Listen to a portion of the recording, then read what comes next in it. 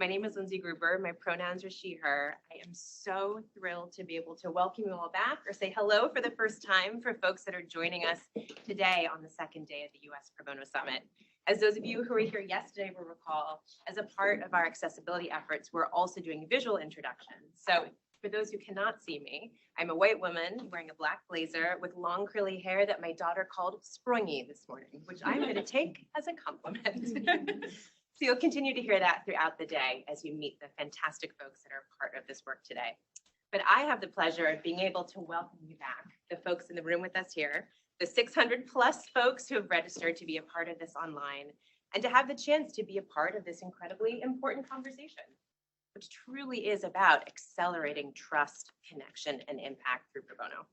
And yesterday, we had some amazing opportunities to dig into those conversations with the thoughtful and comprehensive data shared by Francis Kuhnreuter from the Building Movements Projects, with that Race to Lead data about confronting the nonprofit racial leadership gaps, and the incredible and interesting information and suggestions that she began to help put together and distill through that presentation and discussion. Moving into the ways that in partnership between HR and CSR within companies, we can design and shape pro bono programs that can be even more impactful and in-depth and thoughtful in the way that they come to life. And then the incredible examples from Blue Cross Blue Shield of North Carolina and Blue Cross Blue Shield of North Carolina Foundation on ways you can operationalize DEI into a pro bono program and the pivotal changes that they made in their programming, particularly through incorporating lived experience. Just a tremendous way to start these conversations, and hopefully for many of you start bringing these conversations back into your work, regardless of which piece of this pro bono ecosystem that you're a part of. And today we have the chance to have even more amazing and tremendous speakers and presenters as part of our discussion. And that includes all of you listening, joining us from your homes, your offices, airports, various places, folks in the room today. You're all a part of this pro bono movement. We bring folks together in order to not just discuss things as they've been or as we see them happening in the future, but to really push ourselves. It's why we've been discussing this Pro Bono Summit as going to business unusual, not returning back to business as usual. So we want to continue with that theme, and we have some incredible sessions today to help us do that. I'll have the pleasure in a moment of introducing folks as a part of our first session. But we get to really lean into naming and confronting the power dynamics and challenges that exist within philanthropy and identifying those unique ways that pro bono service can really start to counteract and counterbalance some of those existing inequities. We have the chance to challenge the norms and expectations placed on nonprofits for how we tell our stories and what those expectations are, to understand how to ask the right questions and move us forward in that way, to identify and understand the way the role of executives within pro bono service can affect the culture of an organization and how that advances. And then a very special spot at the end of the summit to ask a root. As many of you know, we call our employees at Taproot our roots, and they are truly at the heart, at the core, at the root of what it means for us to bring our mission to life. So I'm very excited to return back to the stage at that point to be able to moderate that session as well. So think about questions you have for our roots, things you want to know more about when it comes to building these amazing programs and being a part of bringing this mission to life. And in the meantime, without further ado, I am so thrilled to be able to queue up our incredible first session, led by my esteemed colleague, Carlton Ford, who is the head of strategic partnerships here at the Taproot Foundation. As many of you heard me say yesterday, one of the many sort of founding principles and guiding elements that led to the founding of the Taproot Foundation 20 years ago at this point was to really be able to disrupt and address and confront the differing power dynamics and the inequities that exist in the way nonprofit organizations can access resources. And it's a really important way to dig into this conversation by really being able to confront what that looks like in the realm of philanthropy and hearing from folks within that space who are willing to go there with us all together to start to ask those questions. So with that, I'm going to turn it over to Carlton Ford to introduce our wonderful panel. Absolutely. Thank you so much, Lindsay. Welcome to day 2 of the U.S. Pro Bono Summit and this conversation entitled, "It's Not All About Us, Reorienting the Language and Power in Philanthropy." So following Lindsay's introduction, my name is Carlton Ford, Head of Strategic Partnerships with Taproot Foundation.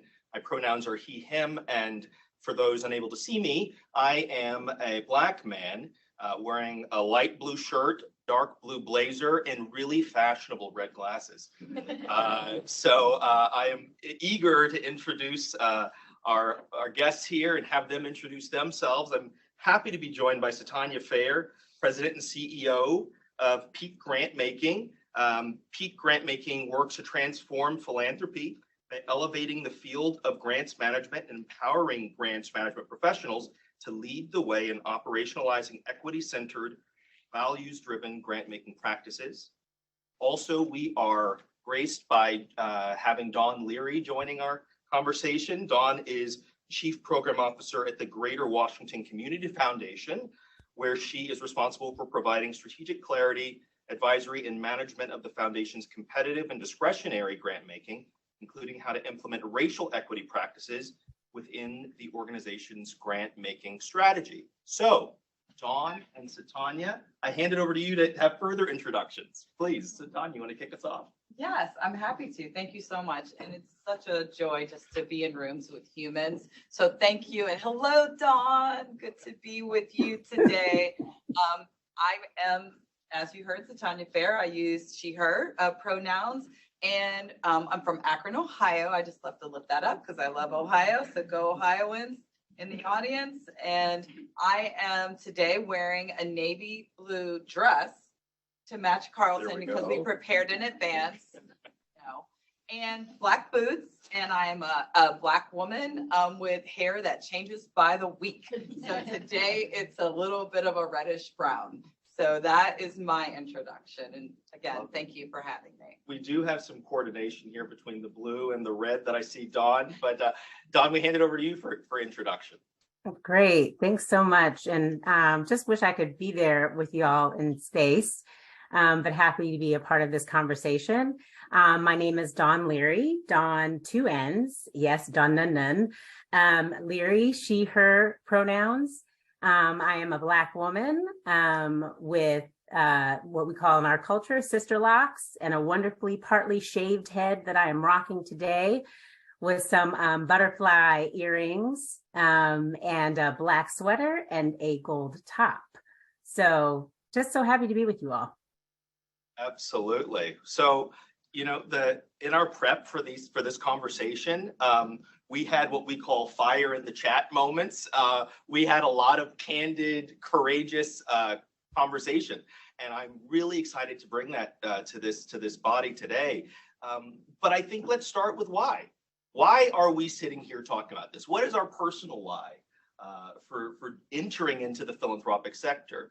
I think that's a great way to get a foundation and kind of level set. So, Satonya, do you want to kick us off? I will, and then I'm going to go to you because you have a story here as well. But I love philanthropy. I started off early in my career as a case manager for kids and families. Some folks might recognize the attendance programs that used to run back in the 80s and 90s. They have morphed in this day. But my charge was to really support a group of, kids and families who really had been forgotten. And I did that and worked in an all Black neighborhood and then an all white neighborhood that was mostly Appalachian. It was such an experience because I think I was paid exactly about $4 a year to do it. And I had to raise not only my salary, but definitely all the money for any programs, after school programs or anything for my kids or families. And so I got very good at making sure I could pay my own rent, but also trying to make sure that if my boys wanted to go shoot off rockets after school, that we were finding dollars and someone to support that. So with time, I just realized I'm pretty good at helping raise money for things I care about. What would happen if I took my legal skills and my all my case management skills and volunteering and started working for an organization that was positioned to give money to the people and places that I have become very familiar with. And at that time I was in Cincinnati, Ohio. And so I named it and I said, I'd really like to go into corporate philanthropy. And someone heard me. I got a grant years later and they said, I'm leaving my job. And I remember you saying that you wanted to come work in corporate philanthropy. Would you like to apply for my job? And she spearheaded me from being in the trenches over to this space. And so I have just found philanthropy philanthropy to be a wonderful place for both my heart, my head, my gut, my skills, and just have tried to make sure that everything I'm bringing to the sector makes the sector stronger. But most of all, if peak is successful, nonprofits are better off. And so that is why I stay right here and I go at philanthropy like nobody's business for change. So look, we ended yesterday, and I think Sophie from Blue Cross Blue Shield, North Carolina said, chicken skins, goosebumps. She got goosebumps. I'm already starting the day with goosebumps. When you talk head and heart and the balance of head and heart and philanthropy, that's the secret there. You also are reminding me, Francis Kuhnreuter started us off yesterday talking about the importance of Black and Brown executives having sponsors to enter into their leadership, right? So that story is a lived and learned experience. Dawnn, I'll give you a little more time. If you want more time to think of your why, I'm happy to go next.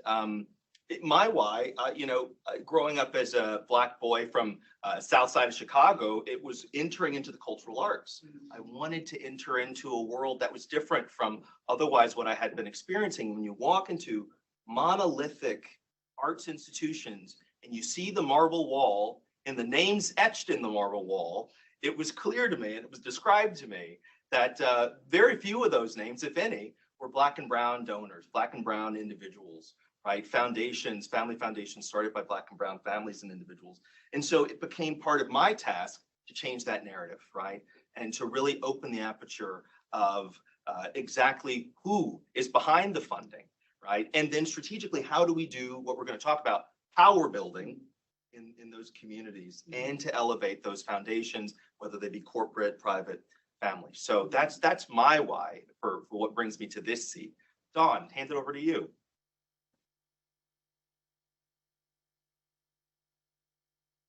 So Dawnn, I think you're on mute. And as I say, we all get one mute a day on Zoom. You're good.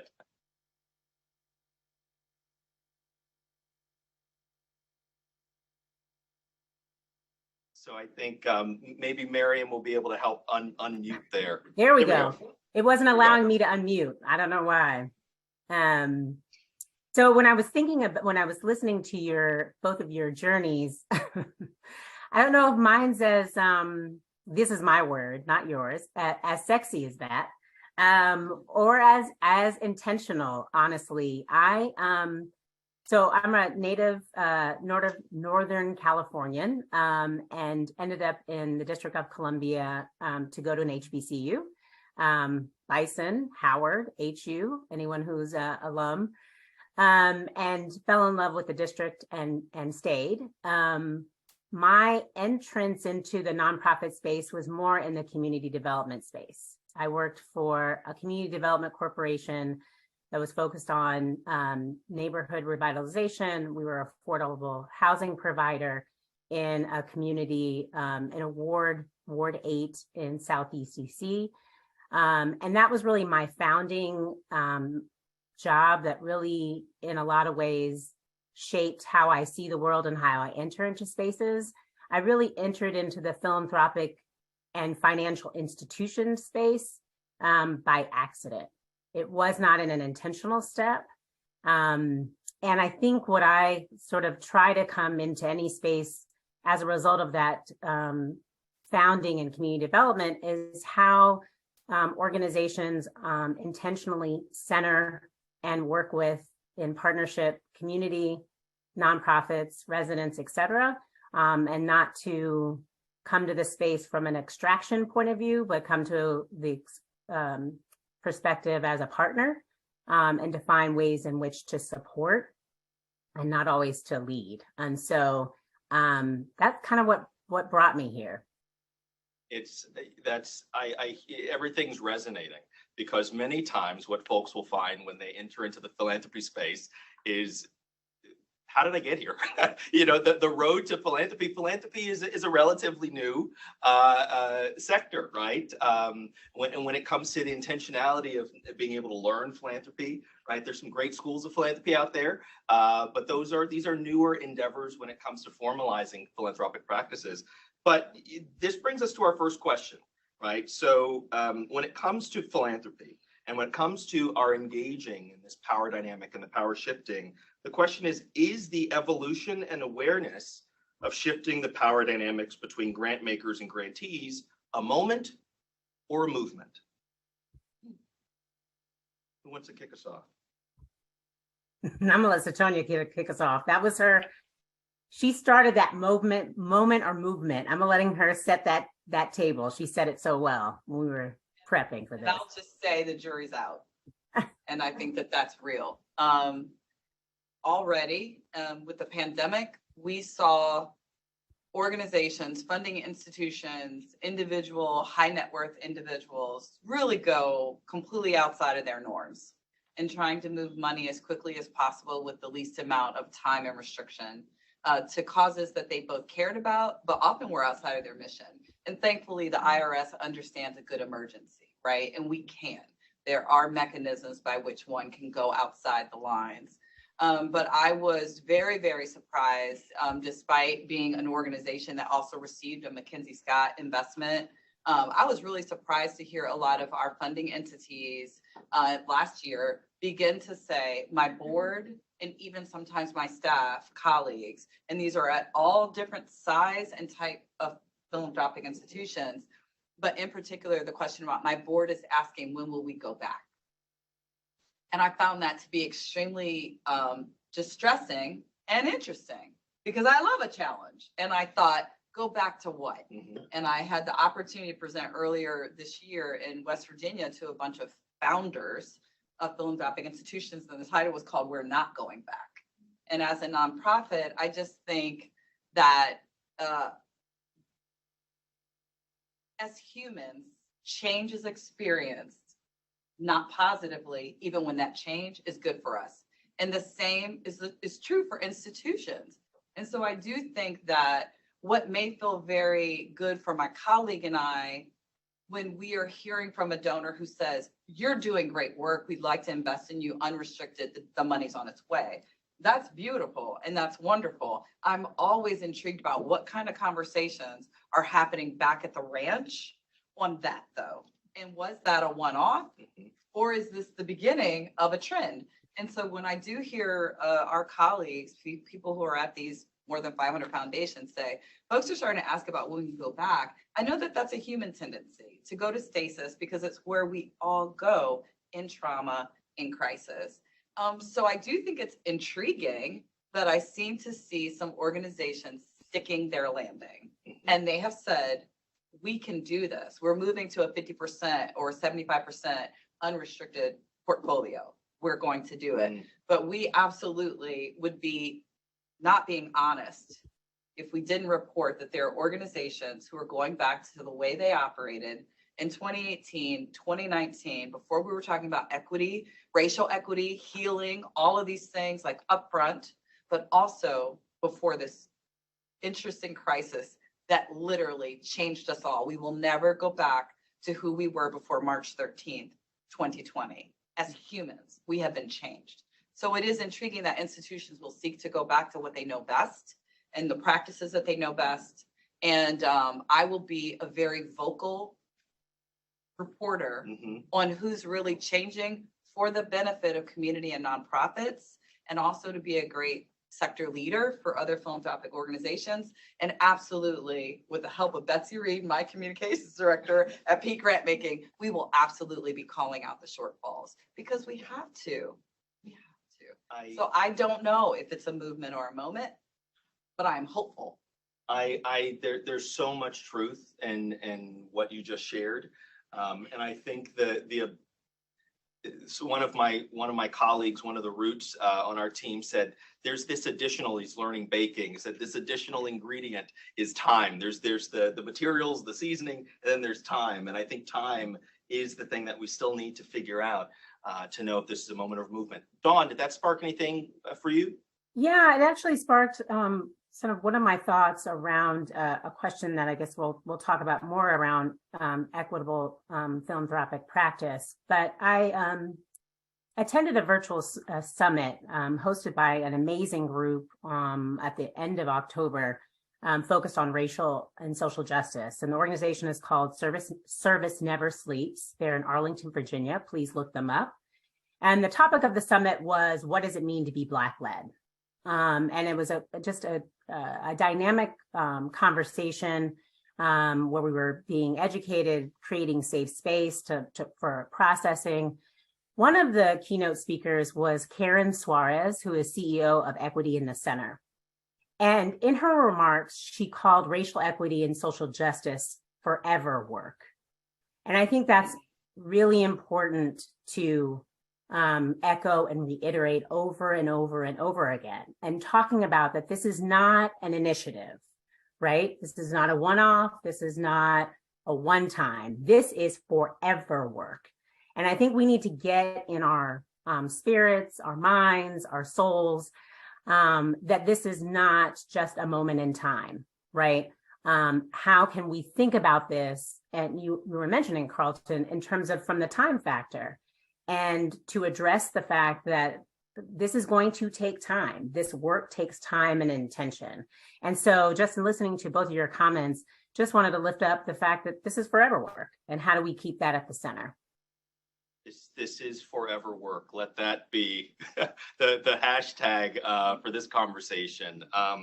I want us to go into even leaning into what we were seeing, some of the practices we were seeing previous in the philanthropic space. We talk about the savior complex that happens a lot of times, right? When we're swooping in to give the dollar on a tight timeline, and we need all the metrics and some of the onus that happens there with reporting in the grant making fashion can be undue, and we'll get to that later in the conversation. But this question is, how does the savior complex present itself in the philanthropic space? Dawnn. Yeah, I mean, when I was thinking about this question, something that really struck for me. And one of the things that I think that we don't often talk about, where I believe this complex stems from, is this belief about that whose knowledge and expertise is valid or better, right? Mm-hmm. And this idea is sort of birthed in this structure of white supremacy, that an expert or someone who's knowledgeable looks like ... right? Or even whose role or function is more important on the collective team, which can show up in many ways. But if I view my expertise and knowledge as a philanthropic entity more or greater than a nonprofit who's providing a direct service or working to disrupt and transform a system, then it's going to be easier for me to view them as needing rescue versus as a partner needing support. So I do think this narrative that about how we view who's knowledgeable, who isn't, we need to unpack, we need to tackle, we need to confront as philanthropic entities, but also for us as individuals. So that's one thing that I just wanted to name in this conversation. Absolutely. There's a wonderful quote that I'll paraphrase that one of our founding board members and wonderful partners, Caroline Barlerin, brought to our attention. That the quote goes something along the lines of, if you came to help, and perhaps turn back from whence you came, but if you came because you see that our futures are mutually aligned, right? The future of us is something that happens together, then let's get started, right? So I think the intentionality is really important. Okay, savior complex, how does it show up? I mean, I've been in the funder seat and the nonprofit seat, and I've also been like a person whose family needed help, right? And so when I think about from the different vantage points of, it is intriguing to me that both power and resources can definitely influence how people walk into rooms, to what Dawnn is saying. And it is intriguing for me to work with philanthropic institutions who continue to stay in the language, because language is part of what we're talking about, trust and impact, language matters. But the whole idea, and this is something that we definitely try to get more of our members to just get in the habit of saying, is that grant maker and grant seeker, who are those people? We're a group of human people who go to work every day. We have expertise. We are on the ground, and all we do all day is study funders. That's what we do. and we study what nonprofits need.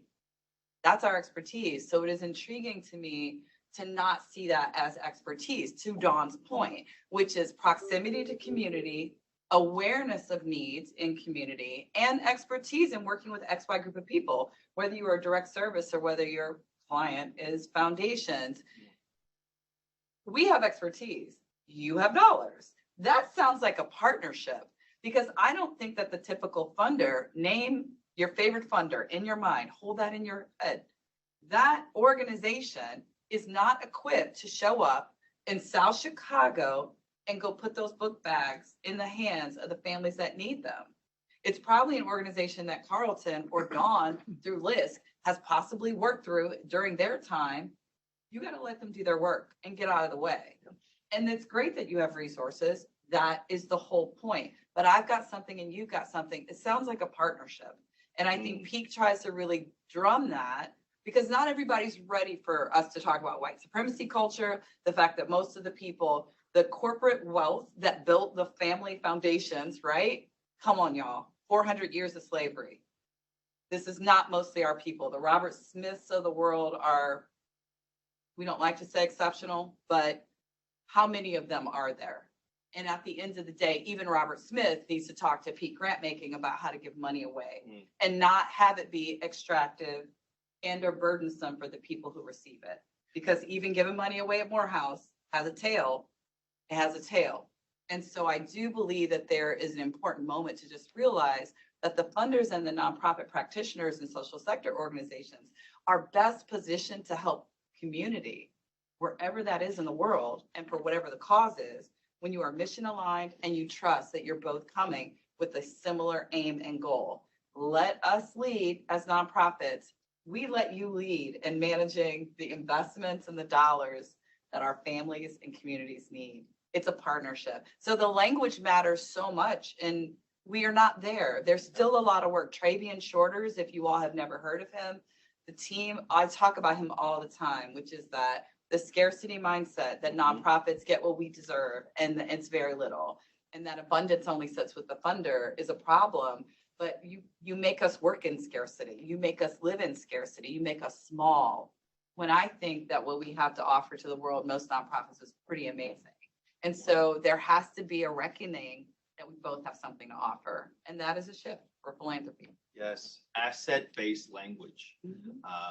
And more than language, right? That language then really will impact the head and heart balance, right? And what I'm hearing about partnership is partnership, trust building. This takes time, right? And Equity work takes time. equity work takes time. It's forever work. Okay, here we go. The drum beat's happening.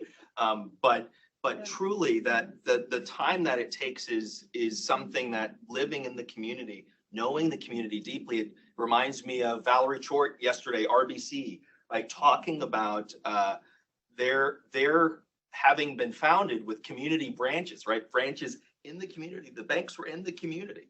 And so when we ask the question about how equity, who started the conversation about how equity work and pro bono and CSR and HR, how all this got started, it was from the people, because the people live in the community, right? One of the things I love about the work that we're able to do in philanthropy is getting straight to the point that, again, we're all people.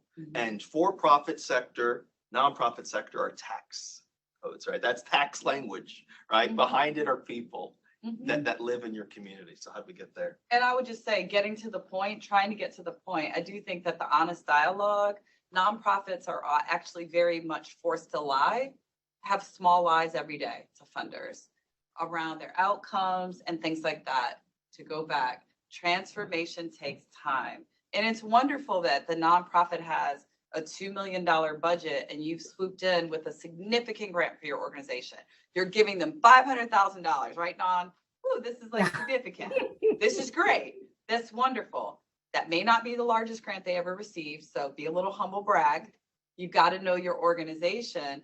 But at the end of the day, like, that entity is receiving those dollars, but they're not saved by that, right? They're not being saved by that particular grant at all. And you have to really get to know the organization and have a relationship with that organization. And then you say, think, here, we gave you that money in 6 months. Can you give me a report? What did you do?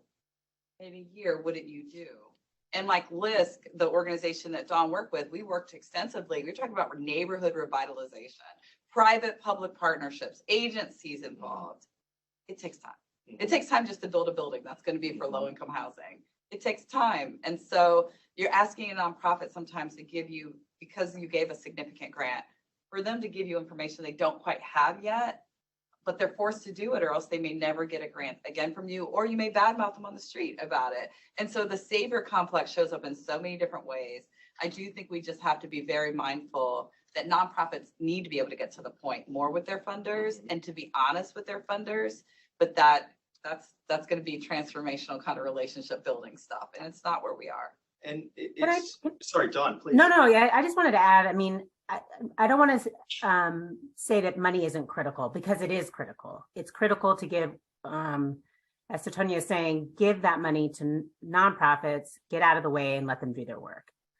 At the same time, I don't want us to lose our history in that when we look at movements, when we look at change that we sort of sit under the banners of, that we are the beneficiaries of. My ancestors didn't have a lot of money.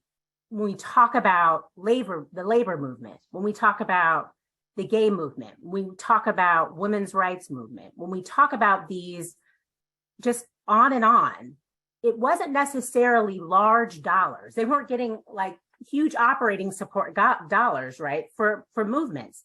That doesn't mean don't invest in them. Invest in them. Now we have an opportunity. We have resources at a time 20, 30 years ago, we did not. But just remember that as funders, as philanthropic institutions, a dollar is just one spoke in that wheel. There's so much more that organizations are putting together and having to navigate, juggle in order to address challenges that their neighbors are facing, or to transform and disrupt systems. There's so much so many other ingredients in that mixing bowl, right, to get to that goal. And that's why it's highlighting the topic of the summit. We are one spoke in a wheel. We're not the wheel. And if it was just money, right, a lot of the movements that we know of, again, that we are beneficiaries of, would not have been in existence. So I just want us to also, to remember that history. It's a proud history. Yeah, we are a spoke in the wheel, and we are an ecosystem. Right? I think I'm starting to hear about the word partnership, right? Trust, time, all of these things create an ecosystem so that we can, I think this came up in Blue Cross Blue Shield yesterday. It's about shouldering the burden, but being really aware of how we are dividing the work, right? And where the power is sitting, right? Being nonprofit centered. So my next question is for you, Dawnn, and this is, how can funders learn from community leaders without putting the onus of the work on them, right? So this looks like avoiding unnecessary or exploitative emotional labor on behalf of nonprofit leaders. Right, yeah. I think the first thing is recognizing that those with lived experience have expertise. That really is important. We were talking about that earlier, about this narrative around who's an expert and who isn't, right? And once you recognize that it is expertise, then pay them just like you would pay any other consultant for that expertise, right? Expertise is not only about college degrees or white collar jobs. Expertise means know-how. I had the privilege of not going hungry. I might have been strapped for cash and lived on Roman noodles, but I've never walked that journey of being hungry. And so an individual who has walked that journey and knows what the systems that are creating barriers in order for them to meet this basic need, that's an expertise. Right, that is a know-how. So recognizing that those with lived experience have expertise, and pay them for it. I think that's one thing. I think the other thing is really be clear about what it is you want to know from community, right? what is it that you really need to know? What can and should you learn on your own or learn first? And then what's most important to learn from community? So is that subscribing to local publications or blog posts or newsletters? Is that attending a meeting in listening mode around certain issue areas? So, and if it's an issue that you're really wanting to dive in over a long period of time, how do you sort of build relationships long term with organizations who are working in those issue areas? And then are there ways that you can bring folks together in terms of to discuss and engage what's going on? There really a lot of different examples around this. One, I wanted to just shout out the San Francisco Foundation, which has a funding collaborative focused on jobs and workers. And they convened a group of labor organizers and workforce development organizations and community colleges to really kind of strategize, plan, think about how best to support workers in the San Francisco Bay Area. And in order to do that, they gave them an operating support grant. And the operating support grant was just for them to come together for a couple of months. It was outside facilitated by a consultant. The funder was not in the room. And just sort of the general themes and ideas were lifted up. And then the San Francisco Foundation, or this funding collaborative, kind of took what those learnings were and developed its strategy based upon what labor and the system was saying it needed and was challenged with. But folks received the money in order to pay for their time, to get their expertise, to understand what was going on. So, and maybe you can't just that's a great example. I'm trying to work my funding collaborative to do that. That takes resources. But wanting to lift up that example just to say, what are ways that you can also just engage, pay your nonprofit partners for their expertise, their perspective, but really more this thing about being clear and being intentional about what is it that you really want to know, and trying to find ways in which to do that acknowledges the individual's time that you are taking to learn that information from. What I love about that is it reminds us that the partnership doesn't start once the grant has been approved, right? The partnership starts in the table setting work, in the pre-work, and to value that time and that know-how. I mean, you say know-how, and what I hear is my grandmother saying common sense ain't common. And to live through that, to have those experiences, to learn those lessons took some effort, right? And to codify that takes effort. And so to value that with meeting the moment by perhaps funding even those early conversations. I'm eager to hear if you have anything you want to respond to on that. I just want to pick up on a thread that Dawnn is saying, and I, having been a development director at one point in my own career, I come to think about what would be the value if both if foundations and funders had a development director. So exactly to Dawnn's point, I am invited to meetings, so it's an invitation in, and I get in the room and people will say, "Who are you?" And I find that so intriguing because I was invited to your foundation, which is a request-only foundation. So you've already decided that Peak is probably going to get money. And then I get into a room with the staff, and we have done our due diligence. My teams run that foundation. We check the program officer out on LinkedIn. We know your programmatic areas. I can't tell you how much I've known about Taproot for years, but I still do my due diligence. And I wouldn't dare come in here not understanding what this organization has been doing, your mission, the vision. I'll be crazy. I find that to be at the heart of what I experience day to day when my team and I are trying to do due diligence because a funder has reached out to us to potentially support our work. And when I get there, they have no idea who the heck the president and CEO is. Anybody else on my team, right? This is it's a leveling exercise. And what if a development director was sitting at a funder's office doing that same due diligence and checking out that org and saying, oh, we are totally mission aligned. Why don't we just write the check? Like there is like, well, how many conversations are we have when we're mission aligned? But I think it's just damn disrespectful to invite a nonprofit in and nobody in your team, maybe other than one person, has even looked to see who that organization is. We have a pretty robust website. There's really not much about peak Grantmaking that's not right there in front of us.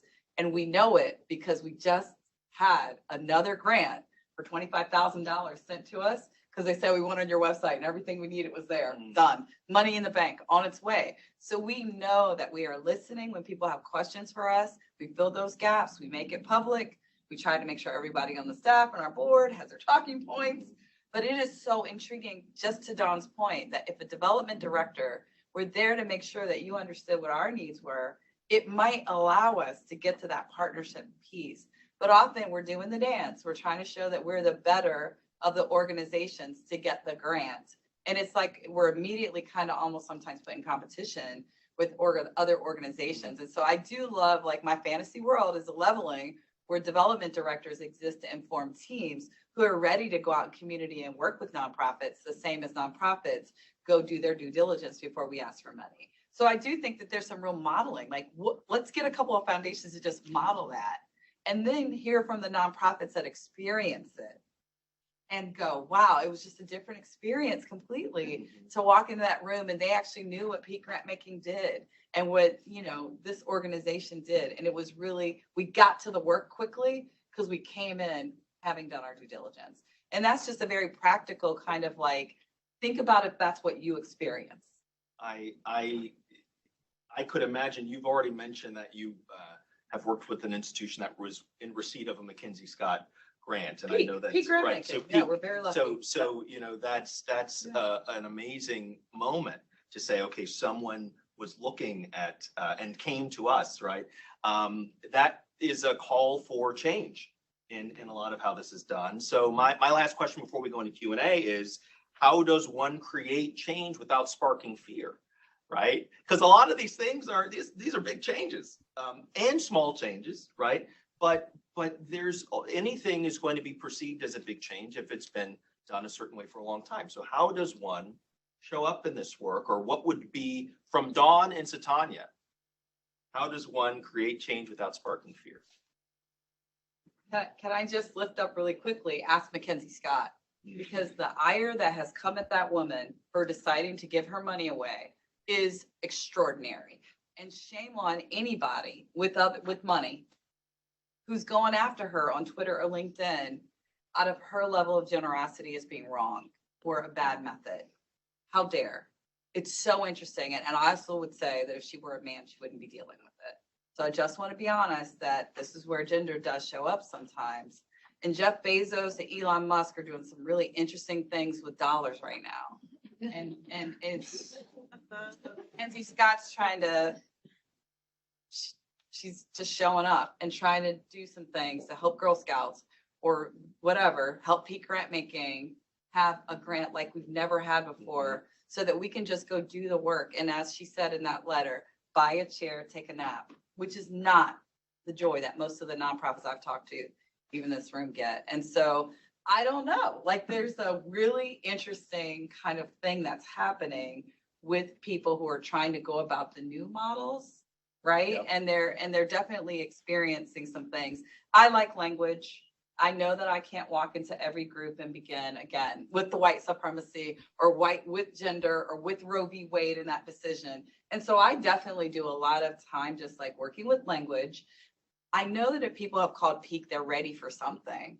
I say it's Dracula. Like if you call us, you like invited us like a step over the threshold. You're ready for equity. You're ready to talk about Black racial equity, equitable practices. I think that's why you're calling peak Grantmaking, because that's what we do. And if you've done your due diligence, you know that that's what you've kind of been cut out for. But I do think we have to meet people where they are. I'm not a fan of just throwing people away because they're not where they are. But I will tell you what a wonderful moment of growth and shift when my team said to me recently, we were having a conversation with potential funder grantee, and they were like, why is equity important? And they were like, okay, we're not here for that.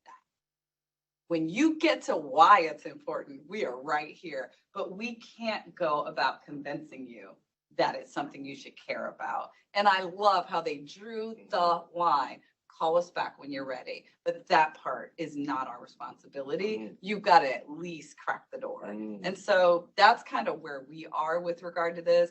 We try to meet people where they are. We use appropriate language. For people who are ready, we go straight in. But we just don't think that any funder or any individual who's funding institution maybe doesn't care at all about what we're doing, but that person does, we let them in and we try to really support them. And so I do think having a nuanced approach, language matters, and just, if you can, if you have the wherewithal, just try to not leave anybody on the street if they're trying. And that's in funder. Like, I'm going to do my best to try to meet you where you are. So it is a scary land. I understand it. It's scary. I love it. I'm taking notes. Dawnn, add to the list here. So how does one create change without sparking fear? Yeah, I mean, it was funny. I was thinking about this question and it was landing different to me as I was thinking about it. And in Satonya's comments, it just also sort of resonated. I guess my first reaction is that it's really not our job to soothe someone else's fears. It's not. And how do we sort of identify and lift up that there is individual work we have to do. And it is not the responsibility of someone else to manage that. That just is sort of across the board. Having said that, also just again, just sort of just because this training is so front and center and it was so impactful, Service Never Sleeps has what they call an allyship philosophy or training that please go check it out. Please engage them. This is a Black-led organization for that training. But they talked about two things, grace and humility. And the fact that, we are all learning. We are forever students. And there are places maybe we sit now that, if you reached out to us a few years earlier, maybe we weren't seeing the world that way. And so some of this, requires grace. That doesn't mean we don't call things out. Things should be called out, but to remember the fact that, we are all learning and have made mistakes in this journey. And keeping that in mind as maybe we're engaging with someone who is going to make a mistake as it relates to this work. So that's all I would just add to this conversation. I love it.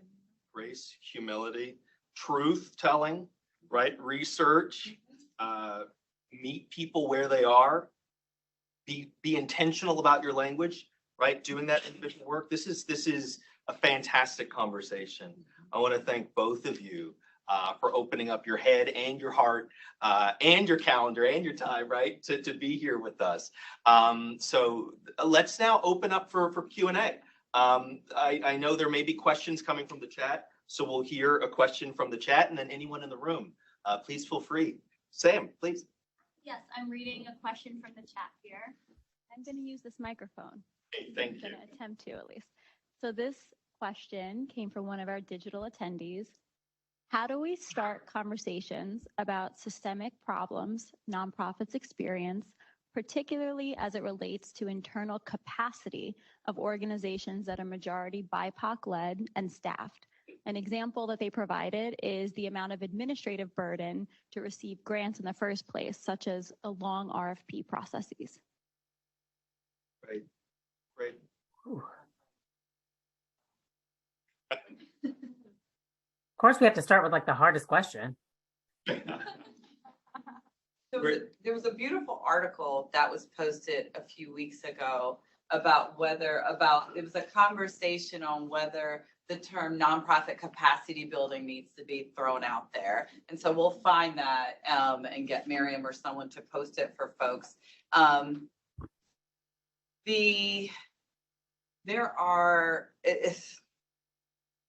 It goes back to scarcity. It goes back to this really interesting kind of idea that the most you can get requires the most support. We, for instance, as an organization, do not accept government funding. We have 14 staff at Peak Grantmaking. I think we punch above our weight in the work we do, but when you think about receiving like real government funding, which has been available, there's been some RFPs where I think absolutely my COO and I said, But then we looked at the reporting requirement, and we don't even have a development director. We have membership staff, we have amazing people, folks who really take the fundraising responsibilities of running nonprofit very seriously in all of our roles. But it was just beyond our capacity. Mhm. And so it would have been a pretty significant opportunity, but we had to go past it. There's also been RFPs that we've been invited as a nonprofit to apply for. And it just was like, you need to staff up for the RFP to this question. And so what I've found that's beautiful, because there are some really great stories, is that there are funders who are out there really supporting a lot of nonprofits to have a little more of that bandwidth to be able to get through the process. Because one thing that foundations and funders have is what? Experts in tax, experts in due diligence, experts in legal. So I've really seen this very, we're here for a pro bono summit. I've seen organizations like MacArthur or others who really said, wait a minute, we actually have people who can help you through this process. And so, yes, there's dollars that you can give to support organizations, but there's also just like that true staff talent that exists, even in a small staff funder or funding institution, community foundation, like where Dawnn is. You have expertise to really kind of go in and help those organizations. Sometimes by going in and building up that bandwidth for them to accept these more complicated grants or to get through the RFP process, or allowing them to get $30,000 for a grant writer, someone who that's what they do. That's an amazing gift for an organization to be like, we're just going to give you some funding so you can get the person to help you through the process. You're building the mechanism and the bandwidth and the muscle for that organization to be able to do that better the next time, maybe without the additional support, or to bake that into their budget to have that kind of specialty around that they can tap into, just like a lawyer on retainer. And so I've just seen so many funders realizing that, oh my God, it might not be my funding that's hard, but funding can be hard to get. Here's an outside the box way of supporting different nonprofits. So we're starting to see some of these models, and just, again, they're not even calling it pro bono service or not, but that's what they're doing. And I love to see that. So there are some things happening, but there is more work to do. And remember, we don't start from zero. We start with abundance.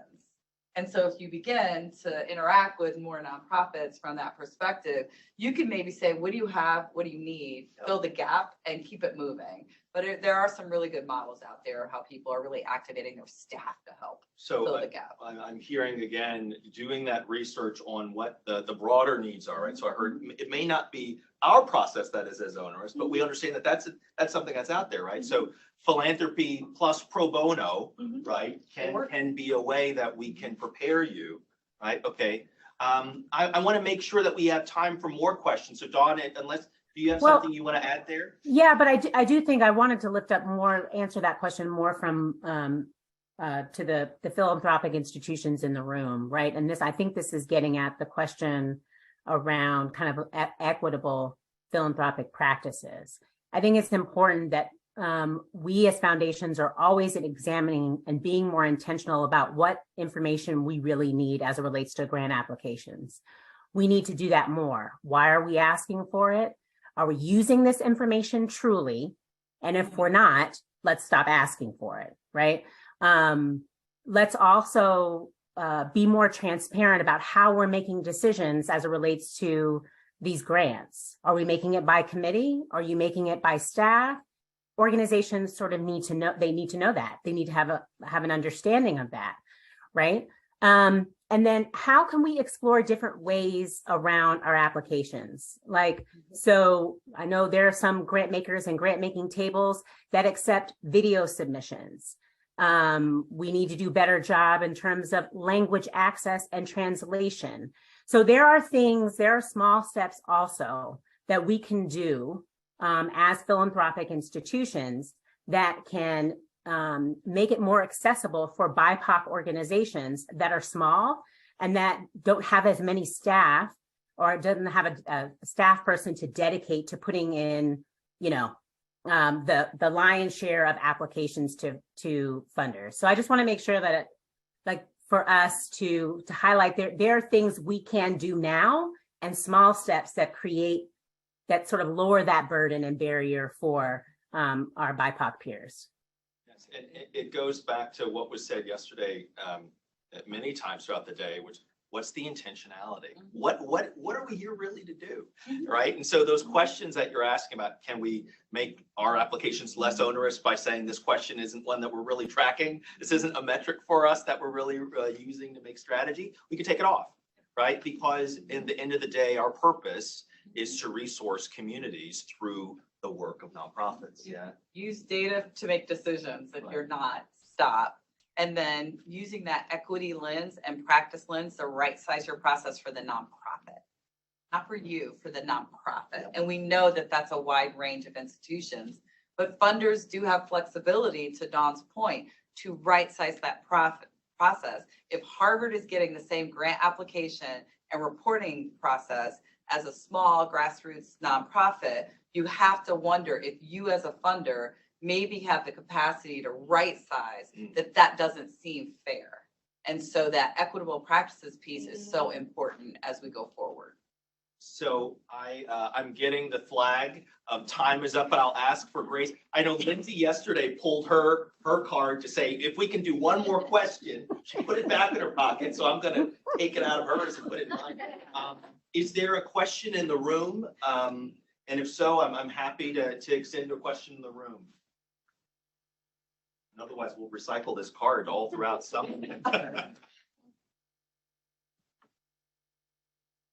question, Dawnn had brought up the concept of fear, and coming from only having 3.5 years in the nonprofit sector, that is such a huge hurdle. This whatever it is, not because I don't know. This is new to me. Like, how do you break through that? Just a very quick, if you had to tell somebody, you got 15 seconds, do this, do this, do this.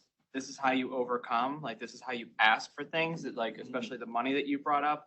Like, to me, like, I just never understood it. If I need something, I'm going to ask for it. If you say no, oh well, I'll actually probably keep asking. So how do you chip away at that? Because I know it's not going to happen overnight. So Kevin, if I'm understanding, so for those who couldn't hear, Kevin asked a great question.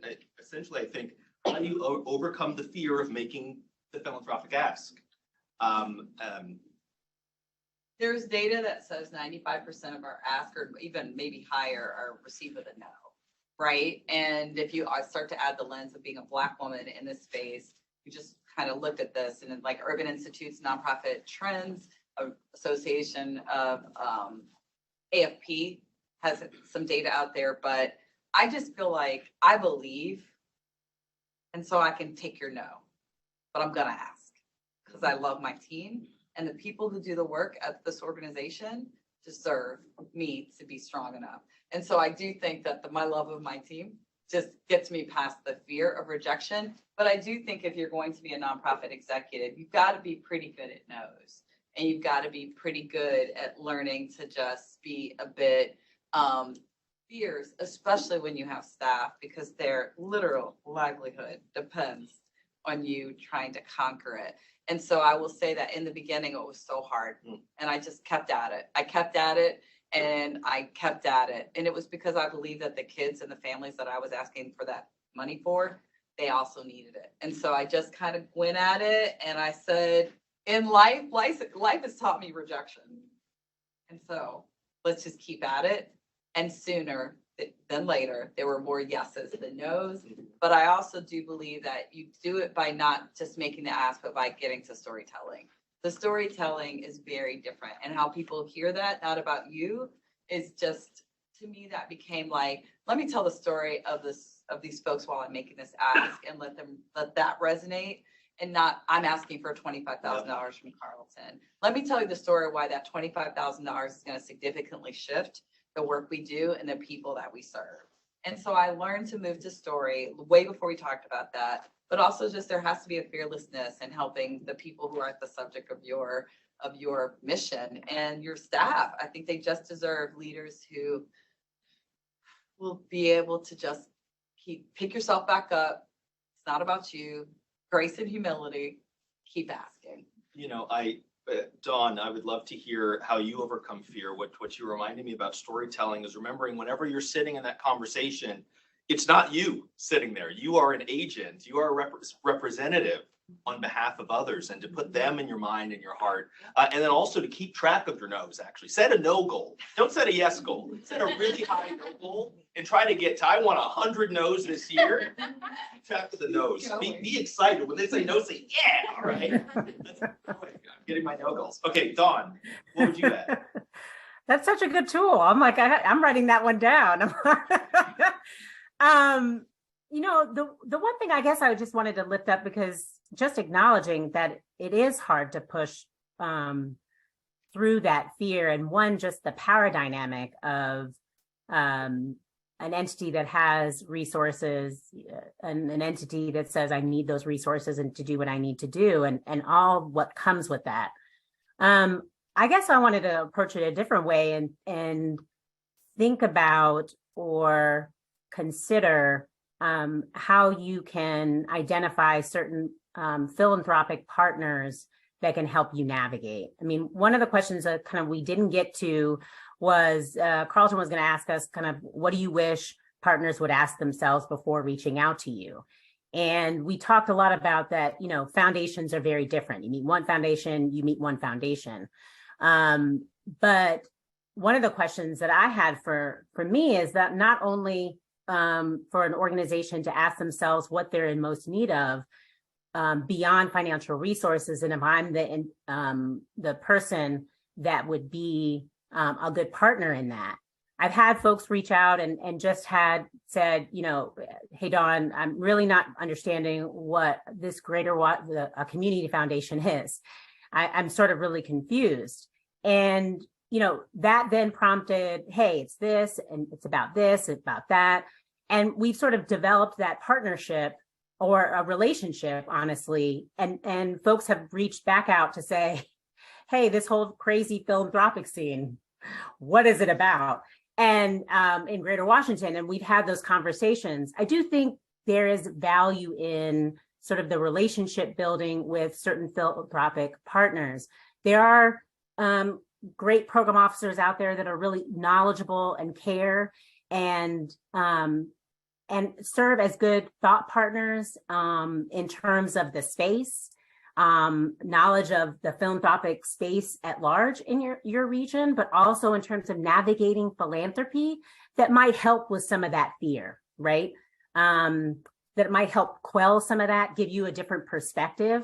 So if there are ways to begin to build allies and with your philanthropic partners in your region, your area, I don't know, take that approach, consider that, because that might help quell some fear.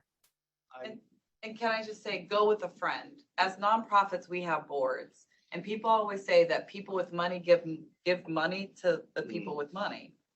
Your board becomes extremely important as your partner, to pick up on that partner message and the relationship message. Is if you are at a nonprofit and your board is not ready to ask for money and help you seal the deal, you need a new board, period, because that is part of the role. And so that relationship, Dawnn, you just sparked me to just come back to that, right? Because we're talking about pro bono. Board service is one of the best things that we as humans can go do at a nonprofit in our community. And so your board has to be trained and supported and coached to really be your partner in those asks, because that's their world. It should be. And so I would love to talk more about that offline, but boards become extremely important so that you're not making that ask alone, that they're giving you an easy entry into the world of other funders. And so, or the world of business or community that they come from. I think that becomes really critically important. You shouldn't be alone as an executive director making that ask. And so go boards, go ask for that money, get the no's, 100 no's this year. 100 no's. I have to say thank you so much to Satonya and Dawnn. Thank you for this conversation. Thank you for everyone in the room and virtually.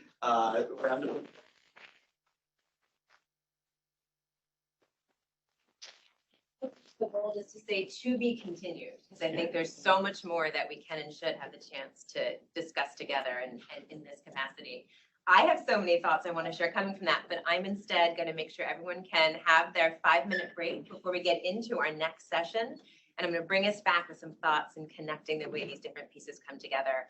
I have a page of notes from that discussion. So thank you all so much. 5 minutes. We'll be back at 2:25 Eastern. You don't